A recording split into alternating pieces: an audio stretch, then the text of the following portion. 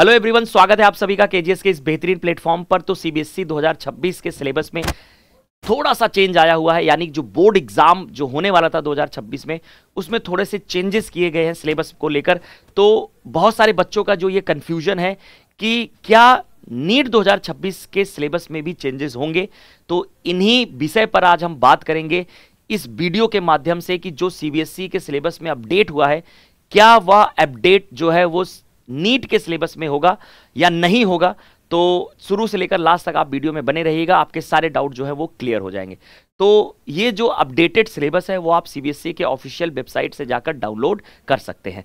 तो आपको बताना चाहूंगा कि क्या अपडेट आया हुआ है। तो देखिए, कुछ चीज़ों में नए नए टॉपिक्स ऐड किए गए हैं। जैसे मैं आपको बताऊं कि सिंपल सी बात है बेटा कि सबसे पहले कि लिविंग वर्ल्ड में कोई चीज चेंजेस नहीं है। 11th की बात कर रहे हैं। बायोलॉजिकल क्लासिफिकेशन में कोई भी चेंजेस नहीं है। प्लांट किंगडम में कोई भी चेंजेस नहीं है।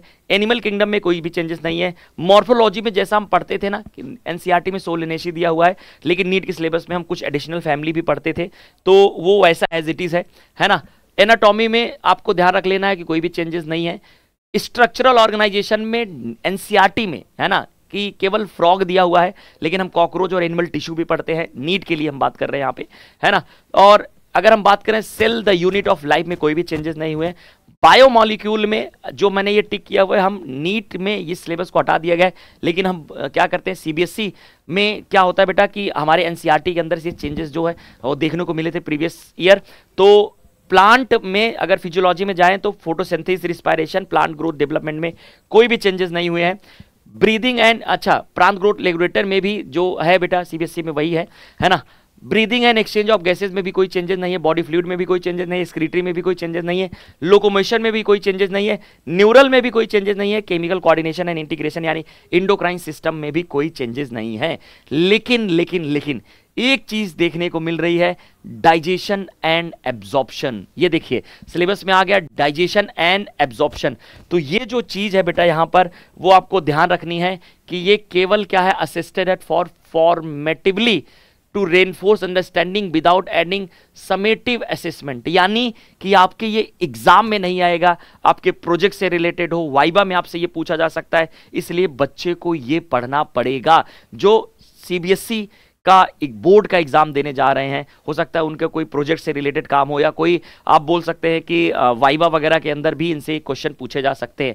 तो डाइजेशन एंड एब्जॉर्प्शन एनसीईआरटी में तो है नहीं, तो पढ़ोगे कहां से। तो इसके लिए जो है सीबीएसई कहता भी है कि प्रीफर, है ना, please refer to CBSE reading materials. तो सीबीएसई रीडिंग मटेरियल्स क्या है, तो सीबीएसई ने एक रीडिंग मटेरियल जो है बेटा आगे मैं बताऊंगा कि उनको अपडेट किया है ना, या रिवील किया है या रिवाइज किया है सप्लीमेंट्री मटेरियल के नाम से। तो इसमें बहुत सारी चीजें जो है वो आपको पढ़ने के लिए अलग से एनसीईआरटी के अलावा अलग से दी गई हैं। तो इसको भी हम ध्यान से देखेंगे कि इसमें क्या क्या चीजें हैं और क्या क्या हमें पढ़ना है इसमें, ठीक है। उससे पहले हम बात कर लेते हैं कि देखो ये एक चीज और आप देखोगे जा करके, तो डाइजेशन का पूरा जो है एक पीडीएफ अपलोडेड है उसी ऑफिशियल वेबसाइट पर जा करके देखोगे। जो हम एनसीईआरटी में पढ़ते थे सेम टू सेम बेटा, है ना। तो डाइजेशन पढ़ने के लिए ये दिया गया है। और साथ ही साथ बेटा हम बात करेंगे ना 12th की, हम बात करेंगे 12th की बात करें तो ह्यूमन रिप्रोडक्शन यूनिट की बात करें तो sexual reproduction in flowering plant जो है उसमें कोई भी चेंजेस नहीं है। ह्यूमन रिप्रोडक्शन में कोई भी चेंजेस नहीं है। रिप्रोडक्टिव हेल्थ में भी कोई भी चेंजेस नहीं है। लेकिन अगर हम बात करें principle of inheritance and variation में, तो इसमें भी कोई चेंजेस नहीं है। मॉलिक्यूलर बेसिस ऑफ इनहेरिटेंस में एक चीज ऐड की गई है बेटा, राइस जीनोम प्रोजेक्ट। फिर से मैं बता दे रहा हूं, राइस जीनोम प्रोजेक्ट, जैसे ह्यूमन जीनोम प्रोजेक्ट पढ़ते थे तो वैसे ही राइस जीनोम प्रोजेक्ट भी ह्यूमन जीनोम प्रोजेक्ट के साथ हमें पढ़ना है। तो ये जो चेंजेस हैं वो केवल किसके लिए हैं बेटा, सीबीएसई बोर्ड एग्जाम के लिए है। आगे बात करें इवोल्यूशन में, जैसे हमने बताया था कि जब नीट का सिलेबस आया था तो मॉडर्न सिंथेटिक थ्योरी भी ऐड की गई थी, तो वही मॉडर्न सिंथेटिक थ्योरी यहां पर भी ऐड है। आगे हम बात करें ह्यूमन हेल्थ एंड डिजीज में डेंगू और चिकनगुनिया, ये नीट के सिलेबस में था, अब जो है सीबीएसई के सिलेबस में भी आ गया है। साथ ही साथ कुछ चीजें एक्स्ट्रा बढ़ाई गई हैं, जैसे antibiotic production and judicious use, इसका क्या है ये भी चीज आपको अब पढ़नी पड़ेगी। तो ये कुछ नए अपडेट हैं तो जो मैंने हाईलाइट कर रखे हैं बेटा, है ना। इसके बाद अगर हम बात करें तो जैसे स्टेम सेल टेक्नोलॉजी को ऐड किया गया है। इसके बाद अगर हम इकोलॉजी के अंदर बात करें बायोडाइवर्सिटी एंड कंजर्वेशन में, तो एक रामसर साइट को ऐड किया गया है और बायोस्फीयर को ऐड किया गया है। तो अब सबसे बड़ा सवाल उठता है कि ये जो चेंजेस सीबीएसई ने किए हैं, क्या ये नीट के एग्जाम में भी हम इसको मान लें पढ़ने के लिए, या क्या ये नीट के एग्जाम पे भी इससे क्वेश्चन आ सकते हैं? तो अभी के लिए हम बोल सकते हैं कि ना, ये केवल सीबीएसई बोर्ड एग्जाम के लिए एप्लीकेबल है, नीट के लिए एप्लीकेबल नहीं है।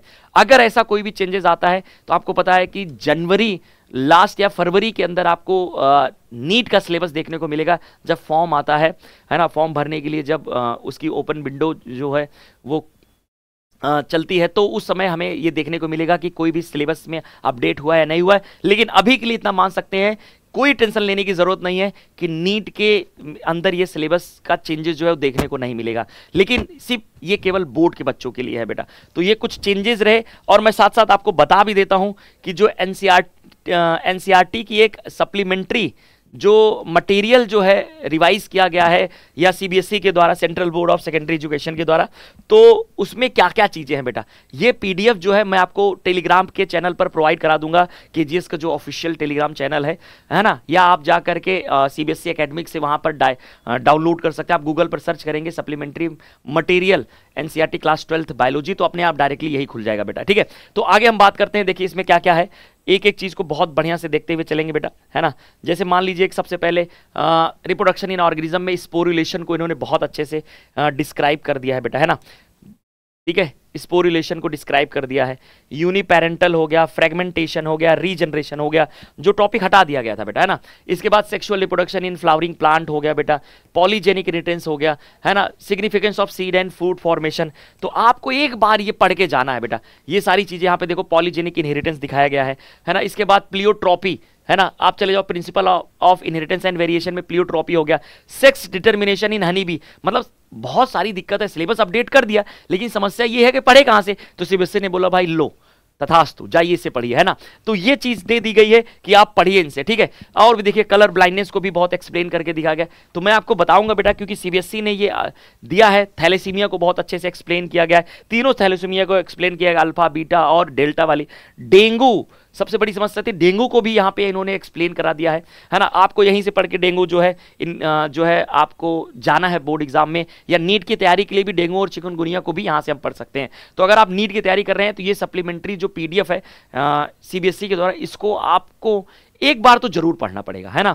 जैसे कुछ कुछ सिलेबस जो यहाँ पे मिल रहे हैं, जैसे बात करें molecular basis of inheritance, rice genome project add किया गया, तो वो भी देखो यहाँ से पढ़ सकते हैं हम, है ना। इसके फीचर्स क्या है, एप्लीकेशंस क्या है। एविडेंसेस फ्रॉम एम्ब्रियोलॉजी, इसके लिए हम यहाँ से पढ़ सकते हैं बेटा, ये तो हम पढ़ते ही हैं। Molecular evidences in evolution, modern synthetic theory जो है हम नीट में पढ़ाते हैं, वो भी यहाँ से हम पढ़ सकते हैं बेटा, ठीक है। ये चीज़ तो एनसीईआरटी में भी दी गई है।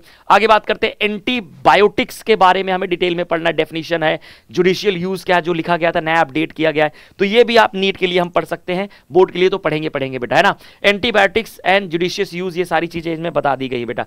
फिर इसके बाद बायोटेक्नोलॉजी में जाओ तो स्टेम सेल जो टेक्नोलॉजी थी बेटा, मैंने बताया था ये ऐड किया गया है, इसको भी हम यहां से पढ़ सकते हैं, ठीक है। तो ये सारी चीजें बेटा जो यहां पे है, ये पीडीएफ बहुत इंपॉर्टेंट है। अगर आप चैट सेक्शन में बताओगे, कहोगे, तो इन सब पीडीएफ को एक वीडियो के माध्यम से आपको प्रोवाइड करा दिया जाएगा, एक एक टॉपिक को पढ़ा दिया जाएगा, ताकि आपकी जो राह है वो बहुत आसान हो जाए, बहुत टेंशन लेने की जरूरत नहीं है। तो ये देख लीजिए controversy in India regarding patent and biopiracy, जो बहुत अच्छे से एनसीईआरटी में मेंशन नहीं है, वो यहाँ पे बताया गया है। ऑर्गेनिज्म एंड पॉपुलेशन में नीचे पढ़ सकते हैं। रामसर कन्वेंशन जो मैंने बताया नया ऐड हुआ है, उसको आप नीट के लिए भी पढ़ सकते हो, इंपॉर्टेंट हो सकता है बेटा, क्या है ये, है ना। क्लाइमेट चेंज और इम्प्लीकेशन क्या है बेटा उनके, वो भी इसके बारे में बात कर सकते हैं। तो देखो ये सारी चीज़ें जो अपडेटेड हैं, अब देखो एक एक सब चीज़ यहाँ पे मैं आपको दिखा दे रहा हूँ रफली, ठीक है।